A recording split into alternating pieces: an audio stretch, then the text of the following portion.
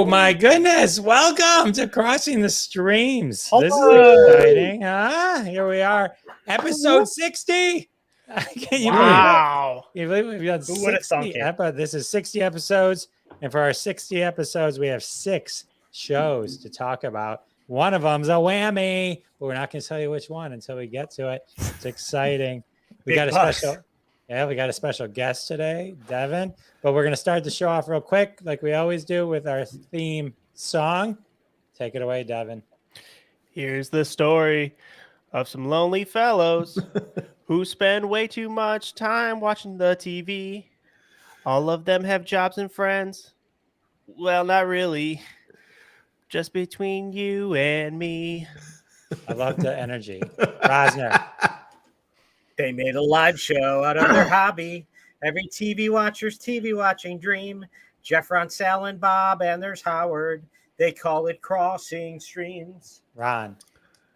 And then one day they went live on all the platforms. You can hear the people laugh and shout and scream. Still can't find another word that rhymes with platform. But man, we crossed those streams. Here we go. We crossed the streams. We crossed the streams. That's the way we do it here. We cross the streams.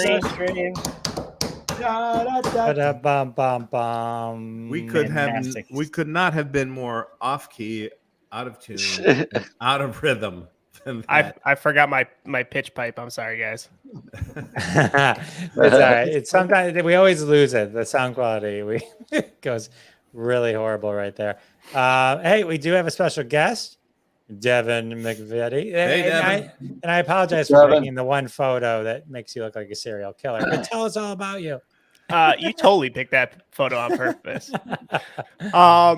Well, I am Devon McVettie. I am also known as the Dreaming Kong on most platforms. I am the key host of Shoots and Blabber, which unfortunately I have had Jeff on, where we, as always, shoot the shit and blabber on. We have had multiple. So it's not just people. A clever name.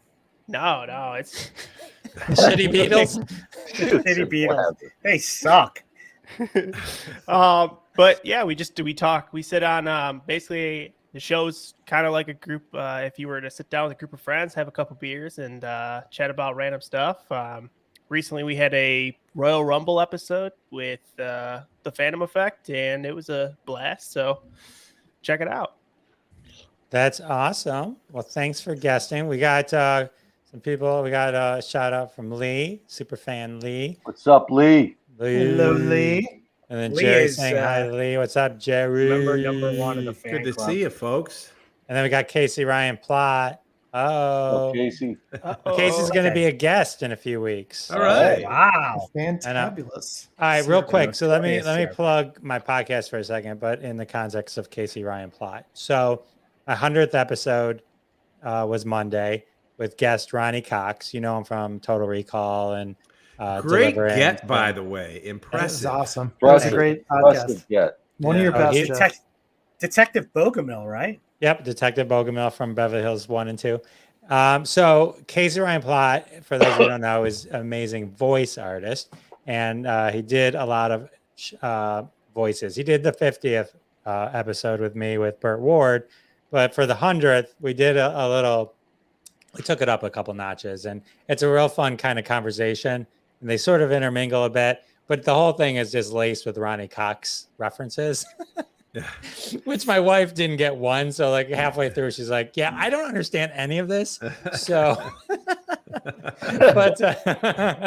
but it's great. And then there's a callback to it we do at the end of the episode as well. So that was Casey Ryan, a pleasure to work with. And so if for no other reason, check out the episode for Casey's amazing voice work. Lots of fun celebrity voices. Wishing me 100 episodes. So that was cool. 100. Can you believe it? 100. Yeah. Where's the Sound Bob at? You guys are way over 100. 220 or something like that. 205. Wow. That's pretty awesome too. Congratulations. Something like that. Thank you. A lot of fun. Well, just proves we have a lot of time on our hands. Yeah. 190 of them were during the lockdown. No, I think I almost made it to one. I like you guys eat the steak, and I almost made it to that one. But His Ronny Cox's conversation around all the little innuendo around taps, I thought was super cool, Jeff. Like I thought the whole taps. He played He played the Colonel. well, the cool thing about the taps one is, and I love doing this. I don't know, like kind of weaving together episodes. And so the 40th anniversary of the movie Taps was last December. And on that exact day, it just happened to be a Monday, so that worked out. I interviewed Billy Van Zandt for the third time, and Billy Van Zandt was Bug in that movie. You'd know Billy Van Zandt's TV shows that he's done. He's made a million very popular TV shows, and he also we did a Jaws 2 retrospect, but we did a whole Taps episode, and so part of that was talking about Ronny Cox, and then in the Ronny Cox episode, I got to mention that to Ronny Cox and kind of get his point of view and his kind of take on it. It's always interesting when you hear different people in the same situation talk about the same exact thing. There's always a couple details that, one knows that the others don't. They're different points of view and stuff like that. So that was pretty fun, pretty cool. I don't know how this popped into my head. This is what happens when you're old. Well, you were talking about Ronny Cox. Just out of nowhere, Apple's Way jumped into my brain. Do you guys, most of you are too young to remember. That was a 70s TV series. Yeah, he was in that. Yeah, he was, his last name was Apple. And I don't remember anything about it except that he was in it. And why does that happen? I mean, I'm talking about something 45 years ago that just bang, it's in my head as clear as my locker number from 8th grade. There's always old TV episodes that pop up that you remember that were on for like half a season and you loved them, and then they were never heard from again. I was trying to explain BG and the Bear to my wife. Do you remember? You left out the bear part. It was a trucker and a chimpanzee. She's like, what in God's name? Who would make that? I'm like, well, Convoy was big back then, and any which way you can and every which way but loose with the orangutan.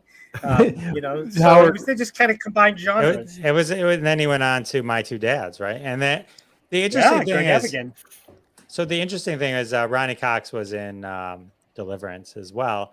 And so we talked a lot about that. And it's interesting because that was his first movie and Ned Beatty's first movie. And each of them scored one of the most iconic scenes in all of movie history, right? Unfortunately for Ned Beatty, the rape scene. But but for Ronny Cox, it was dueling banjos. And he was the guy playing the banjo or the guitar while the other guy played the banjo. And so there was some interesting stories about that as well and all that kind of stuff. So anyway, it was cool. Anyway, you know what else is cool? This episode is super cool. We've got fun, but I do want to point out the drinking game. But as we go, if anyone here drinks, you drink. If we have a technical issue, drink. If somebody has to ask what platform our show is on, drink. If any of you guys are on screen, if we put you up your comment, drink. And if we can't remember someone's name, drink. So Jerry put those together with Carmen. So thank you for that. So play along. Good game. So is our goal is just to basically make sure that person doesn't get to work tomorrow, right? And Exactly. Got it. Okay. So this is Crossing the Streams, and this is amazing. We talk about shows and movies you should be watching, sometimes shows you shouldn't be watching. And last week, episode 59, Peacemaker, which still remains one of the greatest shows ever made. Safety Not Required, Mum, Long Story Short, and Munich, The Edge of War was last week. That's on YouTube. You can watch the whole episode there. This week, we got a full episode, but one of these is a spoiler. One of these is a warning. We got Dexter, the reboot. We got the woman in the house across the street from the girl in the window. Home team. I am Duran. You've got the wrong after party, just so you know. I got the wrong after party, but it is an after party. This was on Netflix. So, and the Janet Jackson documentary. After party is Apple TV Plus. Oh, okay. Well, it's the right idea. We got it right. Yeah. One job, Jeff. Come on. I know. I do. I've done that with one job. Sal. Sometimes I get the wrong. Well, let's get it out of the way then. After party. This is not the after party, but this is a different after party. Like a John Hughes movie. So It does. the After Party is a brand new show on Apple TV Plus. For those of you that like me that spend the money for Ted Lasso and other shows, it's just like Lasso. They released the first 3 episodes of the first season, and then it'll be 1 episode a week. It is created by the same creative team that did the Jump Street movies, which I love both of those movies. I think they're both great. And it has a lot of the same humor. The cast is great. It is Sam Richardson, who we absolutely love from Detroiters, who was Richard Splett on Veep. He's fantastic. Alana Glazer from Broad City. Dave Franco, who I love, who was in the first 21 Jump Street. It's got Tiffany Haddish, who generally speaking, I don't like anything she does. I just grates me. I love her. I think she's great in this. She's really good in this. Ben Schwartz, John Ralphio from Parks and Rec, amongst other things, and a bunch of other great characters. So you got comic geniuses in my mind that are already in the cast. So the gist of the show is it is the 15th high school reunion for all of these people, and after the high school reunion, they go to Dave Franco's home. He's become a pop star named Xavier. And somewhere along the line in the course of the after party at his house, he falls to his death. And essentially all of these characters become potential suspects. Tiffany Haddish is the lead detective on the case. And she begins interviewing them. And so the show splices some current time with looking back. Each episode is essentially the interview, the look back at the whole evening of one of the characters, one of the main characters. And each of the episodes are filmed in the general tone and character feel of the character that the episode is, looking back at. So the first episode is Sam Richardson's character. The second episode is a guy who's really aggro, tough, macho guy. So it's almost like the episode in looking back is almost like an action movie, that it's got that tone. And then the third episode is Ben Schwartz, who's a wannabe musician. So it's almost like a musical, and it's hysterical. I really love it. I'm so looking forward to where it goes. It's really quick wit, but interesting. And again, you've got really subtle comic people, not big, huge, grand comic people. So it's really dialogue comedy, but it's really, really funny. And I'm very much looking forward to seeing the rest of the season. I'm curious to see if they'll be able to do more than one season. If they do the same concept, but a whole group of characters, or if they're somehow able to extend it to a second season, or if they just treat it as a one-off, one-season limited series. But I mean, Sam Richardson is one of the most subtly funny people working today. Like Richard Splett on Veep and his character on Detroiters were just so good. He was amazing on Ted Lasso. And yeah, in his couple episodes on Ted Lasso. That's right. I forgot about that. He's so funny. Alana Glazer from Broad City. She's pretty much a drunk in this case. She's drunk the entire reunion. So it's really interesting. Dave Franco's great. I love him so much better, so much more than his brother. I think he's just funnier and more interesting than James. but with the exception of This Is the End, when James Franco is playing a caricature of himself. But I really enjoy it. I highly recommend this. It's the after party on Apple TV Plus, not the after party with Wiz Khalifa, apparently. That Jeff put a graphic on Netflix, which I'm sure does sound interesting. I'm a big fan of Wiz. I have a good picture of myself and him at the Daytona 500. But yeah, it's on Apple TV Plus. 4th episode. I think new episodes drop on either Thursday. I think they drop on Fridays. So yeah, first 3 episodes, and then the 4th one will drop Friday. It's a really, really fun show. So in my defense, which is not an excuse, but just I'm saying this so that other people who are looking for this don't make the same mistake. It's not the after party where after and party are 2 words. It's after party is 1 word. That's why when I searched after party, that's why that came up, and another show called that. But I just looked at, I went to IMDb and got to it through the back door. I went to Tiffany Haddish and then found it. Yeah. So it's after party, 1 word. Yes. So that's why it didn't come up when I searched.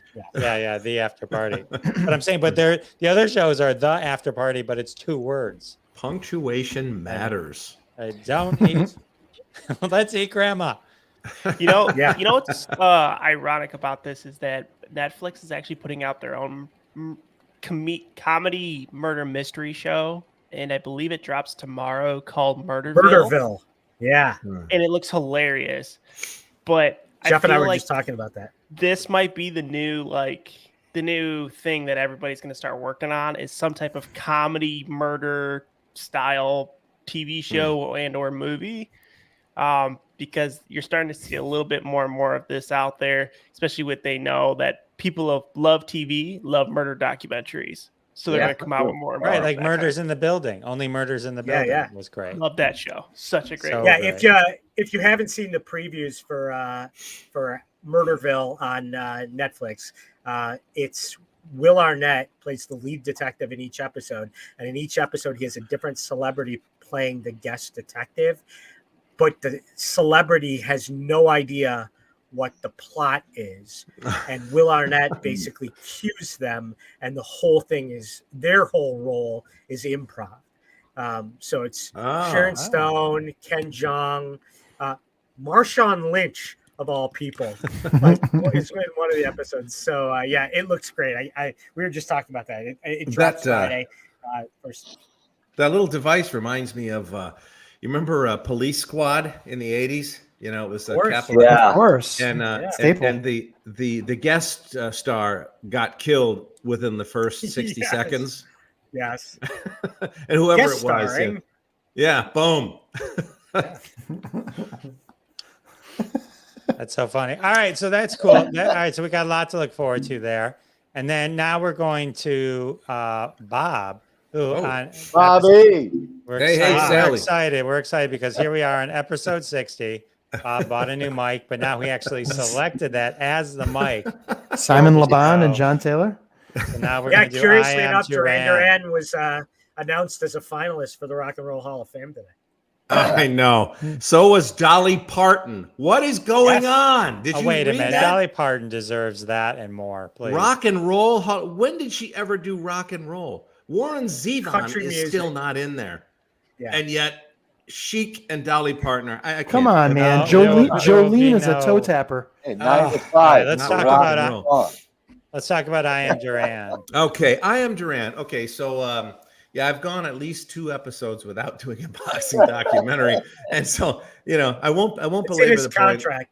Yeah, except to say that regular viewers of this show know that I do these because I love them. I love boxing. I love everything about it. It's my favorite thing to watch and be a part of whenever there's a fight. And Roberto Duran is one of the most fascinating people ever to lace him up.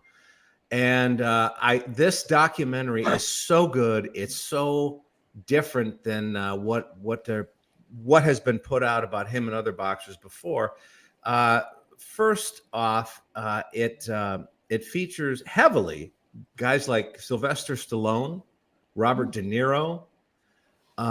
Let's see, lots of other boxers, Sugar Ray Leonard, Marvin Hagler, people that fought him, real stuff that that people who know Roberto are talking about.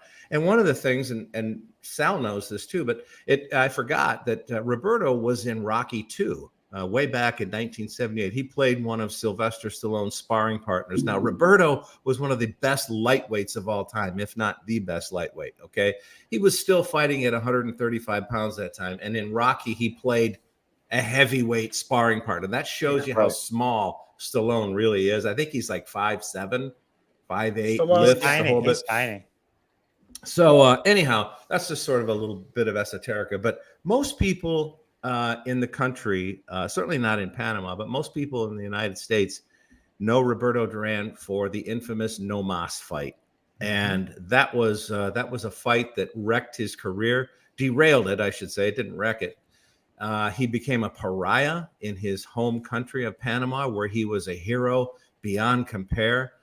Up until then, he fought Sugar Ray in Montreal, the first fight in 1980, and beat Sugar Ray handily, just manhandled him. Sugar Ray was not ready for this level of ferocity that Roberto brought to the ring.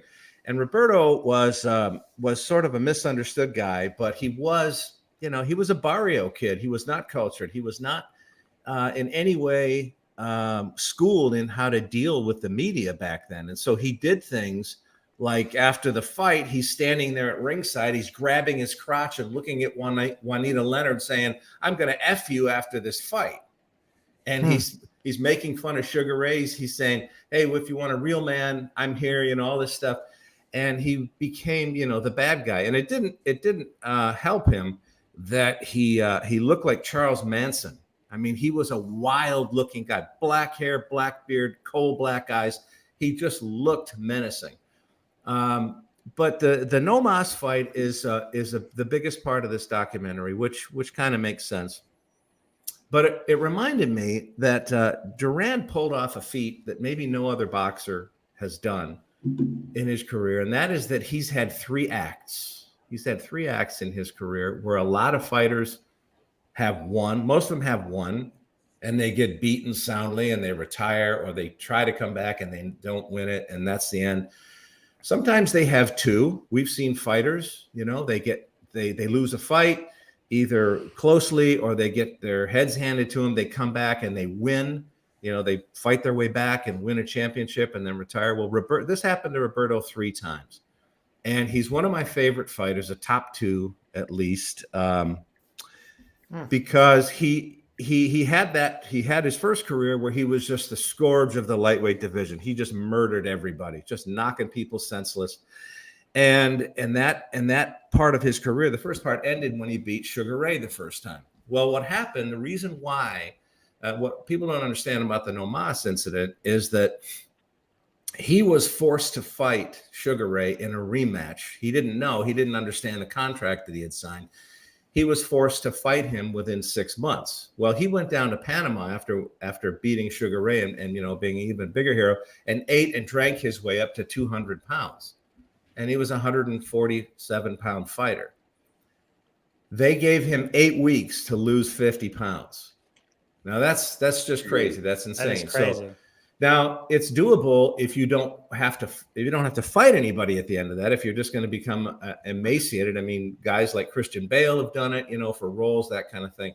But to expect him to fight then was just unreasonable. So he did what was expected of him. And so he goes in the ring. And if you ever watch these fights back to back, you can see he's just shot. He's got nothing. He's got no legs. He's got nothing. He just had to lose too much too fast. Well, he gave it what he could for 7-8 rounds. And Sugar Ray started clowning on him. He knew that he wasn't fighting the same fighter he fought, 6 months before in Montreal, and embarrassed Roberto to the point, he was just doing, bolo punches and, clowning and mugging.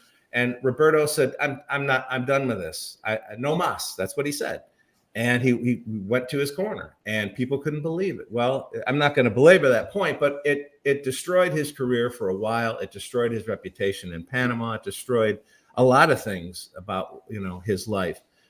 Well, he attempted a comeback here in Detroit, actually, a fight that I saw back in 1981 against a guy you'll never hear this name again, Kirkland Lang, a British fighter who also manhandled Duran and won. Didn't hurt him, but Duran wasn't ready to fight.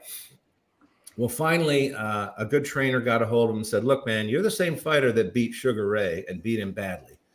We can get you to the top of the mountain, but you got to get serious. So they put him on a weight loss program, and they kept him in training instead of having these crazy ups and downs. And then he fought his way back into contention and fought a guy named Davey Moore, who was a junior middleweight champion in 1983. And nobody gave him any chance at all. This was a lightweight fighting a junior middleweight, a kid who was, 15 years younger than him, faster, taller, everything. And Roberto goes in and just starches this kid, just punishes him for 6 rounds and knocks him out. Boom, done, over and out. Second act, right? So here he comes. He's the top of the mountain again. He is a junior middleweight champion in 1983, 2 years removed from complete ignominy and embarrassment. Wow. So he holds this title for a while. I think he had one defense, and then he gets pitted with Marvin Hagler. Now, Marvin Hagler, as everybody knows, was just a beast of a middleweight, one of the best of all time. And he fights Duran, a puffed up lightweight. Duran goes in, gives Hagler every single thing Hagler can handle, and then some. And a lot of people thought he might have won the fight. It went the distance. Duran was defiant at the end, sticking his fist in Hagler's face. I mean, he's probably 5 inches shorter. Anyway, that's continues the second part of his career. Well, then he gets to his great chagrin, gets paired with Tommy Hearns, and Tommy Hearns, my all-time favorite fighter, just destroys Leonard in a way you don't see a lot of.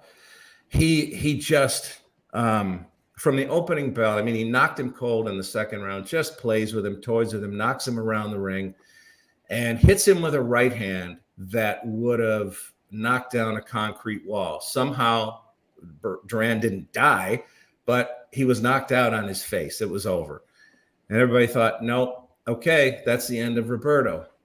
No, he didn't get up then, but he dusted himself off 6 months, a year later, and started fighting again. Everybody said, he's shot, he's this, he's that. Nope. He proved everybody wrong again. He fought a guy named Iran Barkley, who was a badass middleweight. Iran the Blade Barkley, who beat Hearns twice. So there was it didn't make any sense that Roberto could go in there and fight this guy, a natural middleweight, and have any chance at all. Well, what does he do? He goes in and he knocks this guy out. I mean, so you have 3 chapters of a career that no flukes involved in this. There were no cream puffs. There was nothing easy about this. And it didn't occur to me until this documentary that he had these 3 acts, these 3 defined separate acts that I don't think any other boxers had. I mean, Muhammad Ali came back, Sugar Ray came back, but nobody came back in this way after being flattened, utterly flattened and destroyed. Well, not only that, the guy fought for 15 years after that fight. Winning, losing. Such a character, such a colorful guy.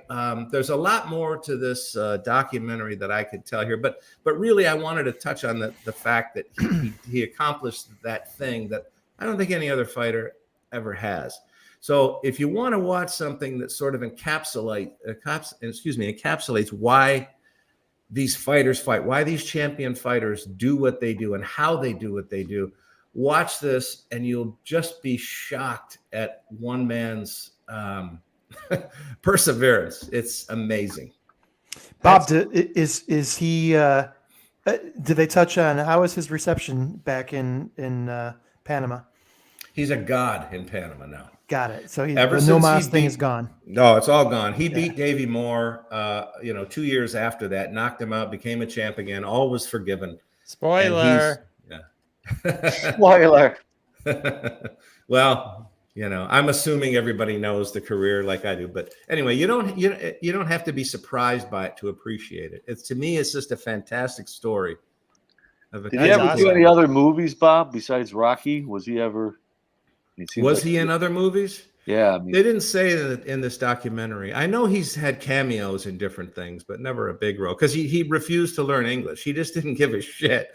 He insulted everybody. He told Larry Merchant to go fuck himself. It's just he just didn't deservedly. care. Well, he knows how to. Obviously, he knows how to say that. Oh yeah. Even now, even in the documentary, when he clearly knows enough English to communicate, he won't do it. He just won't. All right. Well, speaking of being good at English, let's move over to Dexter. All right. And Devon. My new favorite show. What's that connection? I don't know. I didn't. It was just a horrible segue. So, I just need to get away from Duran. That's good. So, all right, Devon, take us through the reboot of Dexter. I got some opinions on the original Dexter, but I want to hear about the reboot. So we have Dexter New Blood. So not just After Party, but Dexter, Jeff also grabbed the wrong picture for.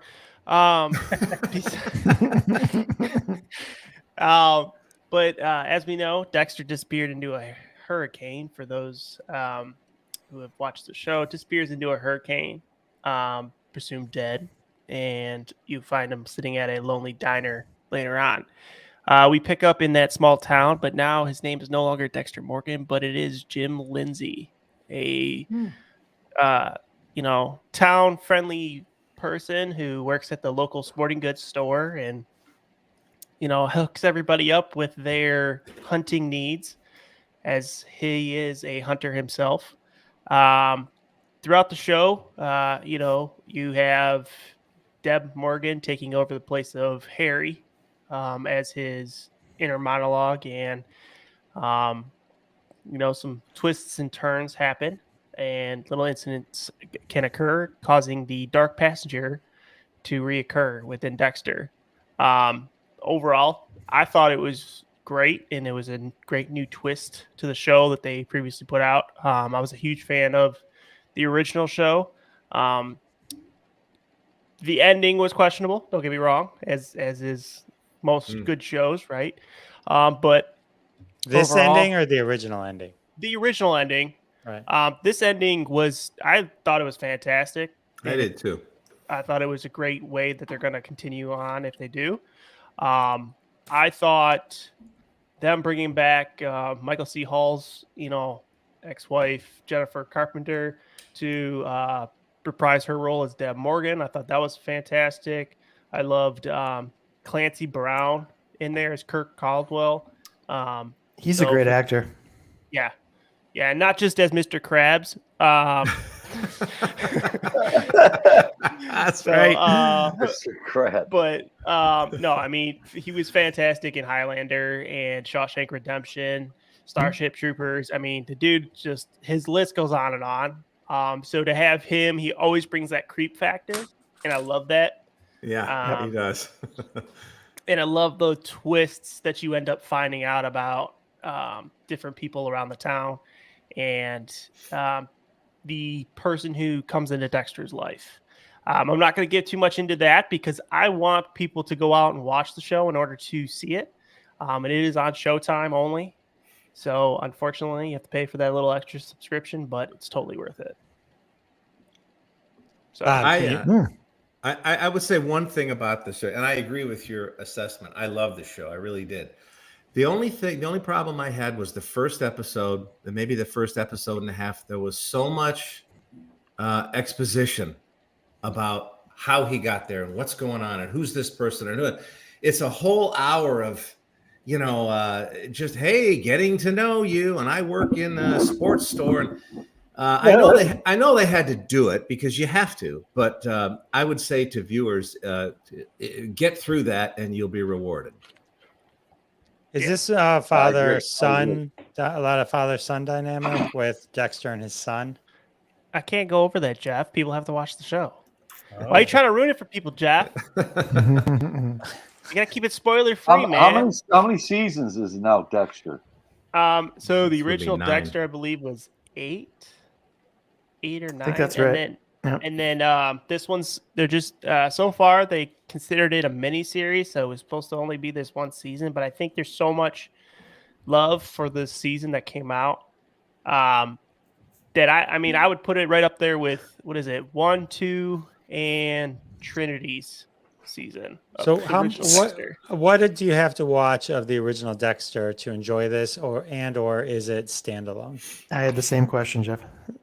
So it's hard to say because there's some callbacks, but not 100%. You definitely need to watch the Trinity Killer series to understand what's going on with that. Was that John Lithgow? Yes. Yeah. Okay. Yes. That was season 4. Okay. Season 4. And then season 1 for sure, because obviously you got to know who Dexter is and why he does what he does. And then obviously season 8 as well, because you have to understand why he's in the position he is, who Deb is, and why she's the dark passenger now. Definitely would recommend seeing. See, that's a problem though, because a lot of us, and we talked about this on earlier shows, a lot of us tapped out after the John Lithgow season. Yeah, I did. I did too. It. So if I'm hearing you right, it's been 10 years, so I don't think it's a spoiler to say, if there's the Jennifer Carpenter's character in the reboot is his guide, right? So does this along the same episode, same as Harry did. I always said that I thought Dexter is a perfect show, just not counting this season, which I understand is excellent. But if you took the original Dexter, I would always tell people watch seasons 1 through 4, and then it's done. 4 ends in a very dramatic way. That's a John Lithgow season. It got really sloppy as those seasons went on, and I think it was really clear. And we probably did talk about this in an earlier episode, but I was watching it back to back with Breaking Bad, the last season of Breaking Bad, which was some of the best storytelling. Yeah, you can't compare it. It's like, Well, but the original Dexters were as good, I think. They got lazy and sloppy as they were trying to close it out. And, just things like that. Like, I remember the blonde, the pretty blonde, who was also a murderer. Harrison, Dexter's son, gets hurt, and how she's all over the news, over the news. Drop dead gorgeous person, all over the news, and she takes the son to the hospital because he gets hurt. Doesn't even so much put on a hat, let alone sunglasses. Let alone sunglasses. Well, I'm just saying, nothing to even. Yeah. But she's all over the news, all over the news, and it's just that was the one thing I remember, going. They're not even trying anymore. Yeah. They're just not even trying. Well, that's the thing. They reflect back at Hannah. Her name was Hannah McKay, is who you're thinking of. Yeah. And they reflect back on who Hannah was to Dexter and all that stuff, who she was to Harrison. And there's always that question of what happened with Hannah, stuff like that. Where is she? Things like that, because you start to learn little things about the past between Dexter disappearing and where we're at now. Okay. And I think it's kind of nice. I think it's kind of cool because they don't quote me on this, but I believe that they do say oh, it's been 10 years or so between the two. Got it. Well, the son's much older now, right? Yes. Yeah. And I think it's cool that they do that that they bring that forward. I love when shows bring it up to date, and it's cool to see Detective Batista come back as well into the show. He makes a cameo a couple times, and that was always. I wanted more of Angel. Me too. Yeah, I liked him. Yeah, he was good. They had a great support cast. Yeah, they sure did. Matsuka and Dokes. Surprise, motherfucker! It was really good. I loved how he always used to bring donuts. Well, it's not a spoiler to say that he still sort of does that. He brings Danishes around, right? In his name, as Jim. That's cool. Yeah, cool. I think it's cool that the show was filmed basically with 6 or 8 people. too. Like you think about it, for those who have watched it, there's really not that big of a cast. So I love that part of it too. But definitely go watch it for sure. Awesome. All right. Dexter, the reboot. All right. And now the part of the show that everyone's excited about. Home team, Kevin James, and that is the right poster. It is. Unfortunately. Kevin James, newest movie. I can't. Yeah, this just came out. It's on Netflix. It's a Happy Madison production, which is Adam Sandler's production team. So you see a lot of the same comedians in a lot of these movies. This one stars Kevin James, and it's about Sean Payton, the NFL coach for the New Orleans Saints, who back in 2012 he basically got suspended for a year for basically, it was called Bountygate, and he started this, I guess, a long time ago. I think he started this in college. He told some story where he just said, you go out, you injure a player, and you get rewarded for that. And when that got up to the NFL, that was a no-no. And so they suspended Sean Payton. He was a divorced father, and I think this is the only thing that's true about the movie is he went back to Texas to coach his son's football team, Pee Wee football team. These kids are like 11 years old. So now Kevin James takes that idea, or I should say Charles and Daniel Kinane, and obviously they probably embellished a lot of what happened. I don't think everything that happened with Kevin James, Sean Payton went through, but it was a great story. It's almost like the Bad News Bears, maybe Sandlot. So he goes back to Texas. He just wants to watch his son at first. He sees his ex-wife in the stands with her new boyfriend, who is Rob Schneider with a man bun. It's hysterical.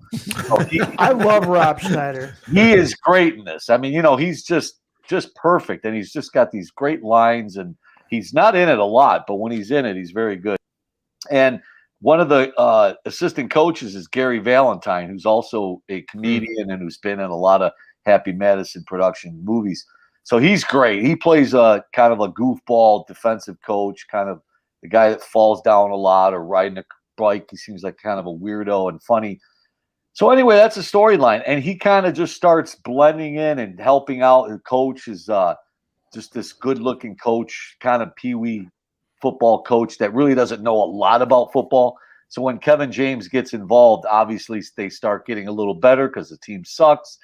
And it's got a lot of that in it. I wouldn't say the kid characters in this movie, because there's about probably 10 or 11 football players. I wouldn't say they're as memorable characters as Sandlot or even the Bad News Bears for that matter. I don't think there was any like really, really funny kid scene or kid moment in this. It's all very, very good football scenes and stuff. And a lot of scenes with Kevin James and his son and stuff. That's kind of cool. There's a lot of good moments when Kevin James goes back to coach his team. He just gets a hotel for like 2 months. So there's a really comedic back and forth with the hotel manager kind of thing. He's got this jacuzzi in his room and he can't get it to shut off. So every phone call he makes, people can hear the jacuzzi. Like he called Coach Cowher from Pittsburgh, and he's in the movie, and he's talking to Coach Cowher about they're getting ready for because they get really, really good, and then they make it up to the championship game. And he's calling the Pittsburgh coach for advice, and the Pittsburgh coach in the middle of the little football talk goes, "Hey, what's that noise in your background?" He's like, "It's my jacuzzi," So it's just obviously it's a comedy, but it was very, very well done. I thought it was really, really funny. Obviously, Rob Schneider and Gary Valentine in it. There's a couple other really good characters in it. It's a kind of an inspirational movie because it's kind of cool. Sean Payton gets to spend a year with his son watching him play football, and they kind of go over that. And now, again, I don't know what kind of real relationship Sean Payton has with his son. What's really cool, I'm not going to spoil it because the movie just came out. I'm not going to tell you if they won the championship or not. They make it to the final game. One of the really cool scenes was they show it in the beginning where he's the coach of Kevin James is actually playing Sean Payton, and he gets suspended. They show the phone call from Robert Goodell. He's in this really, obviously it might be Sean Payton's office because it was filmed in New Orleans, so they probably literally filmed these scenes in Sean Payton's office, and he leaves. You know, he's got to leave and stuff.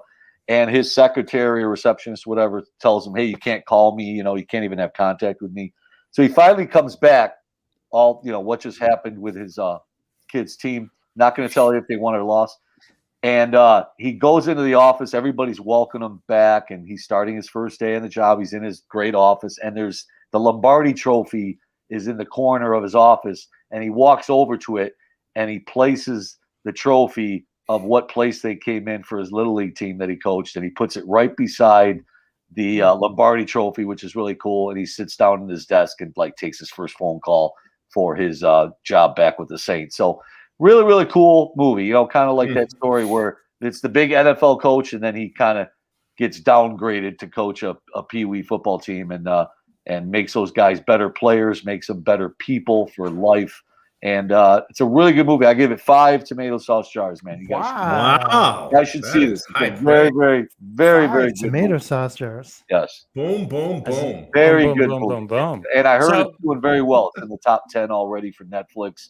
So a lot of people are already watching it, and the word's getting out that it's good. It is. I do want to call you out on one thing. You said the good-looking coach, who is Taylor Lautner, who I don't is know one. that. Who? Yes, right. Okay, the star of all the Twilight movies. Oh, is he really? Okay. You're gonna anyone here believe Sal has not seen all the Twilight movies? I'm pretty sure Sal knows Shark Boy and Lava Girl at the same time. I mean, yeah. And Taylor from Grand Rapids, Michigan, by the way. Oh, wow. He does a good job in it. He does a good job in it too.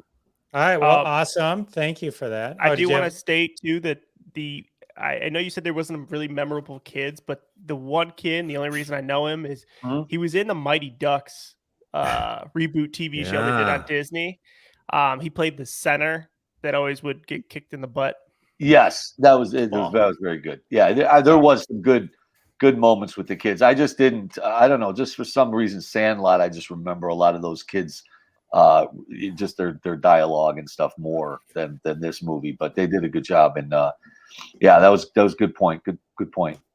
All right. Do we have 30 seconds for some Mighty Ducks trivia? Yeah, go ahead. Okay, so I don't know why this always made me laugh. Okay, Emilio Estevez, right? Not much of a career going on except for Mighty Ducks reboots every 10 years. So he did like 1 through 12 or whatever it was, and just wanted to get out of it so bad because all the other actors of his generation were moving on to serious roles, and he just couldn't get anything going. So he had this script for a movie called Bobby. It was about Bobby Kennedy, right? So he presents it and says, "I want to do this movie." Disney says, "Sure, we'll do that movie, but you have to do another Mighty Ducks." So he does it, which is like, I don't know, it was like 4 or 5. And they give him the money to produce Bobby, and it just bombs. It's so bad. And I think that was the last time I saw the guy on screen. Well, he just gave I think it was the Mighty Ducks. 3, Bob. Yeah. Was it 3? Yeah, there's only 3 of them. And the last one he played, or he was in, it was like he was a guardian angel more than a coach or anything in the show. Well, the reboot series, which he was in, he gave up because he refused to get vaccinated. Wow, is that right? Wow. Yeah. So anyway, another tool. So much trivia for you. All right, let's move on. Speaking of shows, the woman in the house across the street from the girl in the window. Now you gotta say it right, Jeff. So remember, it's a satire, right? So you got to say it in as it's supposed to be. The woman in the house across the street from the girl in the window. Oh, did I say it wrong? No, you just got to have the right emphasis on the right syllable. I can't wait for this because we got a taste of this the other day. Let it roll. So listen, guys, I love satires, right? I've always loved satires. And I'll go so far as to say, I like the stupid satires. Like, do you guys remember, I was thinking about, like, one of my favorite satires was this just absolutely awful slasher satire back in the early 80s. Do you guys remember Student Bodies? Yeah. Oh yeah. Do you guys remember this horrible movie? And yet you found yourself laughing nonstop in this movie. Like, I think I've watched Student Bodies 100 times just because it's so Wow. epically hilarious, right? Because it takes itself not seriously at all. It makes fun of everything. And every time I see a new film produced that bills itself as a true satire, particularly one that's produced by, among other people, Will Ferrell, I get excited about it. I'm really excited for what's about to happen here. And this is produced by Netflix, and I should say paid for and created by Netflix. And I am here to tell you, this is the biggest steaming pile of shit you have ever seen in your entire life. No one is a bigger Kristen Bell fan than me. I love The Good Place. I love all the things that Kristen Bell does, and she's a terrific actor. She does stage, she does screen, she does television. I think the world of her, and she's Michigan born and Huntington born and raised, Woods. right? So this thing had everything going for it. And there it is. Netflix presented it to me, and I was ready to get going on this. And for those of you that don't know, this was designed to make fun of all these overly dramatic, woman in the window, girl on the train kind of mystery dramas that are out there that seem to be all the rage now. And they're really popular movies. And I think they score high and the crowds love them, and they always have a good payoff at the end. And so I think this was trying to, as a genre, make fun of that and pay attention to the things that are easy to make fun of. Like, for example, the wounded nature of the protagonist and how obvious it is the antagonist or a killer is, and how it's always the person across the street or the person who that they're presenting, that for whatever reason, all the evidence is not, is against that person is not really, but it's this thing. It's almost like I can't even explain it entirely. I don't know if it tries to take themselves too seriously, or if it doesn't get to the satire quickly enough, or if it's just not funny at all, which it's not. It just keeps going nowhere. Right? Tell Carmen, get off the train. Did you watch all the episodes, Ron? I watched all the episodes, yes, and I did get to the end. Run, Carmen, run! I'm not going to tell you what happens. I'm just going to say it's not good, Carmen. It's not good. Now, I will say this: Kristen Bell's great. She's a terrific actor, and I think she does hold her own in being the drunk person. Here, I'll read to you guys just real quick. Here's the premise, guys. A heartbroken woman named Anna is unsure of whether she witnessed a murder or not. Due to her daily habit of pairing medicine with wine, she has hallucinations. Anna's an outcast by members of her community, including her neighbors, and labeled crazy. Regardless of being sure whether she witnessed a murder or not, Anna investigates the situation on her own. That's the premise of the story. And I will say Kristen Bell does a nice job being drunk half the time. And so they do play it for laughs sometimes? No, sort of. I mean, Bob, this is where it doesn't choose. That's the problem with this place. Okay. With this show. It doesn't choose. It doesn't choose whether it's gonna be funny. It doesn't choose whether it's gonna be ironic. It doesn't choose whether it's gonna be dramatic. It's just lost episode after episode.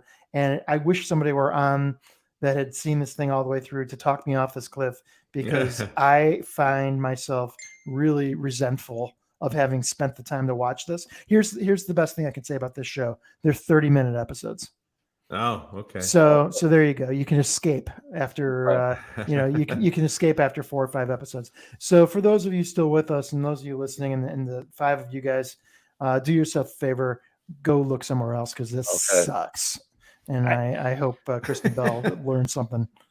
Ironically, that's actually how the Jeff Dwoskin show got started. Yes. Lots of drinking, a little bit of drugs in his wine. Yeah. Oh, I thought you meant it was lost between drama and comedy. Thematically inclusive. So funny. You guys are so hilarious. I forgot to laugh. Oh my gosh. I do feel like I've cornered the market on this show for the negative review. It did get a 42 on Rotten Tomatoes. I was surprised it got that high. It's 51, I think, on Meta. Maybe it's just because of Kristen Bell. I'm not sure, but stay away. Thank me later. So Will Ferrell is currently going into his Jim Carrey phase, where he's just, he's painting. No, he executive produced this, right? Well, keep in mind, sometimes it could be his company and he gets the credit and he may never even seen it. You know what I mean? And he did do Succession, so let's give him some credit. Yeah. All right. Everything can't be a winner. Everything can't be a winner. Speaking of winners, let's talk about Janet Jackson. This is her story, her truth. Okay. What was that? Yeah. Was that her Velcro exposing her nipple? Okay, so Janet Jackson documentary that just aired like days ago on Lifetime. You can watch it on mylifetime.com on the Lifetime or A&E apps. Lifetime might rerun it. I will tell you, I watched all 4 hours. And let me just say, I enjoyed it. But I enjoyed the second 2 hours better than the first 2 hours because the second 2 hours I watched with the ability to fast forward the commercials. And that is a key to watching this documentary. Sometimes there's just too many commercials. When you watch 2 hours of TV and 30 some minutes of it's commercials, it's just, it can be like, it can start to really feel like a million years. So here's the interesting thing about this documentary. It was produced by Janet Jackson and her brother, Randy Jackson. So it's her truth. And so it goes as deep as she wants it to go. However, if you're a fan of Janet Jackson, which I am, and I saw her in concert, and you can't deny she was one of the biggest female or just pop icons in general in the 80s and 90s. And to put her career and consider that she came from the same family as Michael Jackson and that she was able to reach the heights that she did.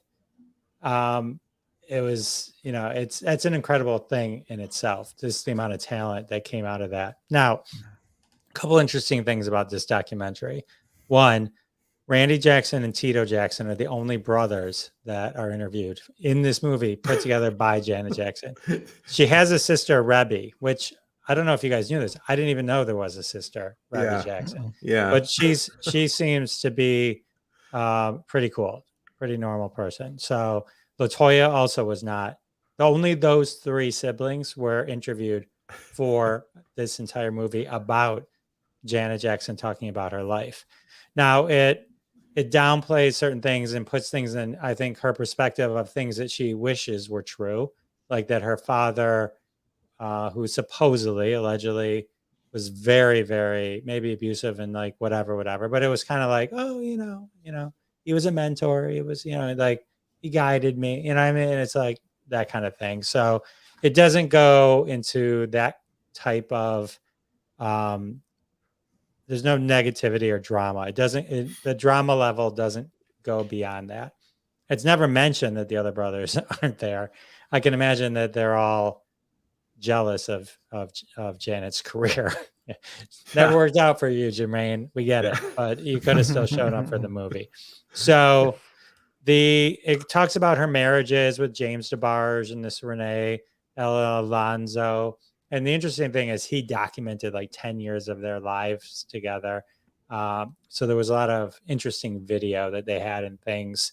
And I thought one of the most touching things that really I really enjoyed watching, and I'm glad that I was able to see, was when Michael Jackson was going through the issues that he was going through.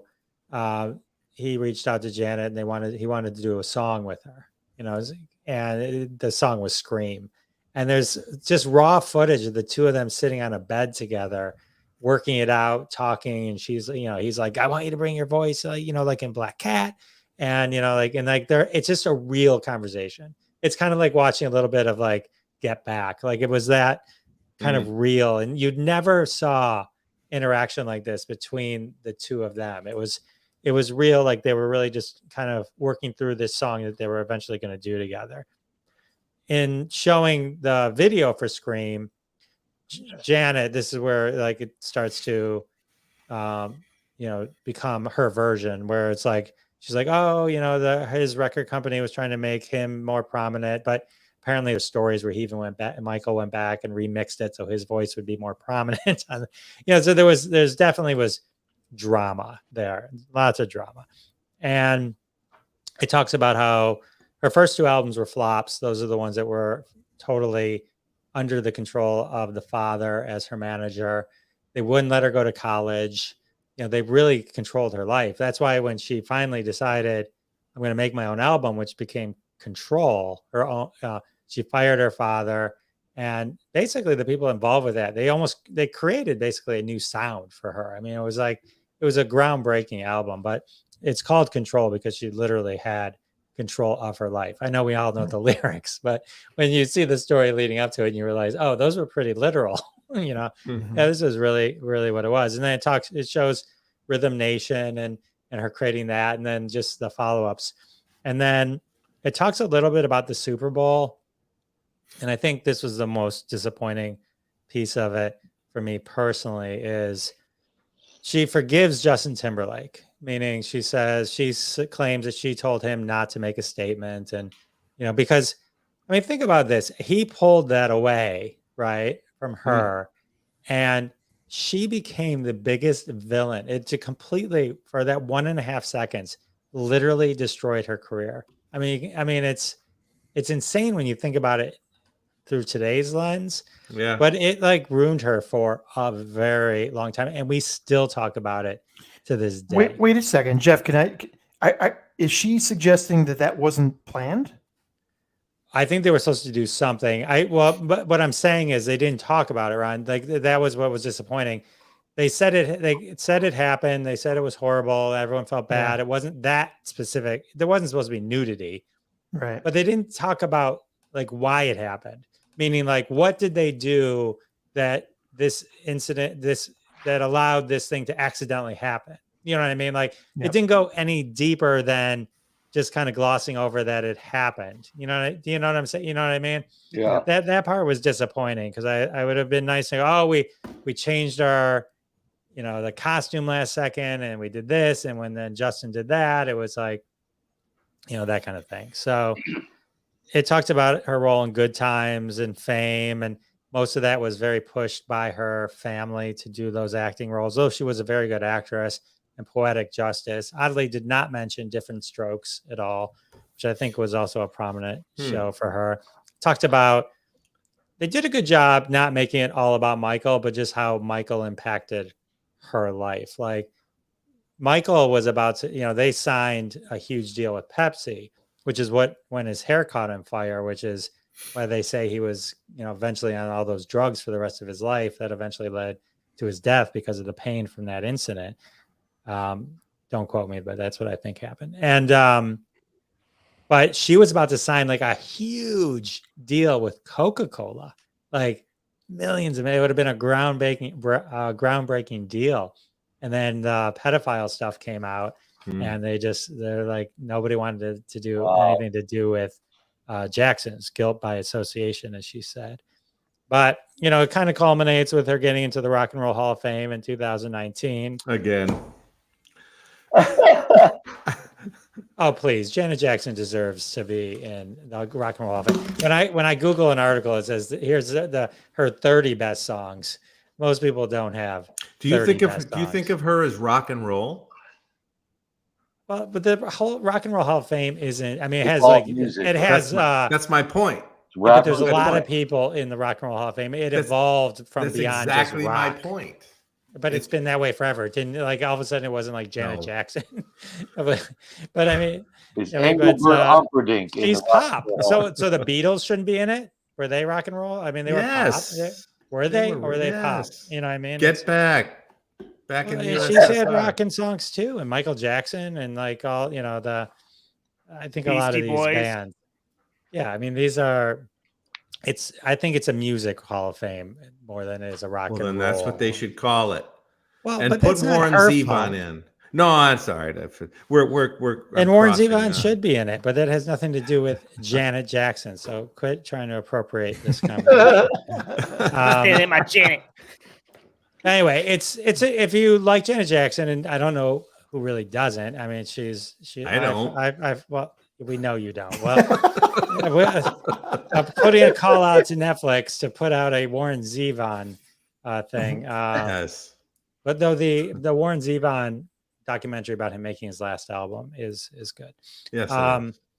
So anyway, if you like Janet Jackson, and I like Janet Jackson, this is a very enjoyable 4 hours, but it's probably like without the commercials, 2 hours to digest. It's 4 episodes.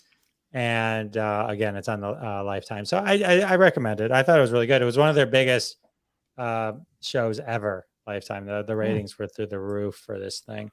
So did you seek this out, or was it served to you? Was it advertised? Yeah, no, Robin, my wife was like, I think it was on her radar, and so we just knew it was on, so we just watched it. Yeah, Interesting. Yeah, Jeff had a countdown on his calendar. Don't let him fool you.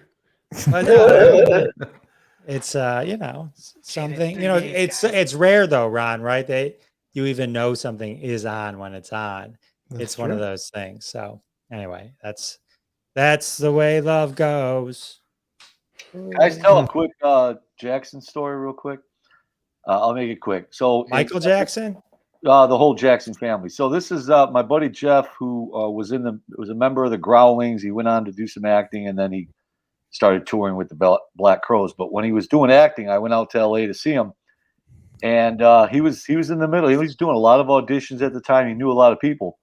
And he picks me up from the airport, and he goes, "Hey!" And he told me before I got on the plane, he goes, "Hey, bring your mitt, and because we're going to be playing softball." So he picks me up. He goes, "Dude, we got a game right now, and we need you." So we had a game. We went from the airport to some softball field in North Hollywood or whatever, and he was in a celebrity league, and we played softball against the Jacksons. That was the team, and obviously Michael wasn't out there. But some of the family members, some of the cousins and stuff, but Tito was out there, Randy, I mean, almost all of them except Michael. And I slid into second base and spiked Tito. I really did. I really did. How do I not know this story? That's all awesome. the time I've known you. Tito? Yeah. I saw the Jacksons. I didn't know it was him. I just thought it was one of the cousins or whatever. And I got off the field, and somebody on my bench goes, "Dude, you just spiked Tito Jackson at second base." Was he wearing his bowler hat? I went in like Ty Cobb in the 1909 Worlds. It was fun. That is funny. Great. But yeah, it was a fun game. It's a fun game. Guys, can you believe it? We finished another episode. Look at it, Dexter. Wow. Dexter, the woman in the house across the street from the girl in the window. Home team, I am Duran. Not that after party, but after party, and Janet Jackson. So much fun. Thank you to our guest, Devon. Devon, remind everyone again where they can find you. Good to see you, Devon. You guys can find me every other Friday on Shoots and Blabber. We put out new episodes, and we are everywhere. Woo. Bob, say good night. Okay, you can hear us weekly on the Sal and Bob podcast. This week you can see me at the Ann Arbor Comedy Showcase, the 4th and 5th. And take it away, Sal. Yeah, SalDemilio.com, Sal and Bob Show every week on all your platforms. And March 4th and 5th, Kenosha Comedy Club with that guy right there doing Sal and Bob podcast one night and Sal and Bob stand-up show the night before. So Gonna be fun. Ron, say good night. Nice. Right here, Wednesday nights, 9:30, Crossing Streams. See you next time. Howard apologizes he had to leave. Hey, if you guys want, you can head over to ourdetroit.com and vote for my podcast live from Detroit, the Jeff Dwoskin Comedy Show, as best podcast in Detroit. I would love for you to do that. How cool is that? Very cool. I haven't made it to the hour yet. I'm getting there. I'm working on it, Jeff. 'Cause I am closer to Detroit than you are. We've discussed this. I voted for you, Jeff, but it was for I did best too. likeness. Much appreciated. All right, well, we'll see you all next week for episode. Good night, 61. everybody. Good night. Bye, And everybody. that has been another episode of Crossing the Streams. Join us every Wednesday at 9:30 p.m. Eastern Time, live on Facebook and YouTube. Follow the Jeff Dwoskin Show on YouTube to be alerted every time we go live with your hosts, Jeff Dwoskin, Ron Lippett, Howard Rosner, Bob Phillips, Sal D'Amelio. We're all in the socials. Follow us. Listen to our podcasts live from Detroit, the Jeff Dwoskin Show, the Sal and Bob Show. Check them all out, and we'll see you next week and every week when we cross more streams right here. See you then.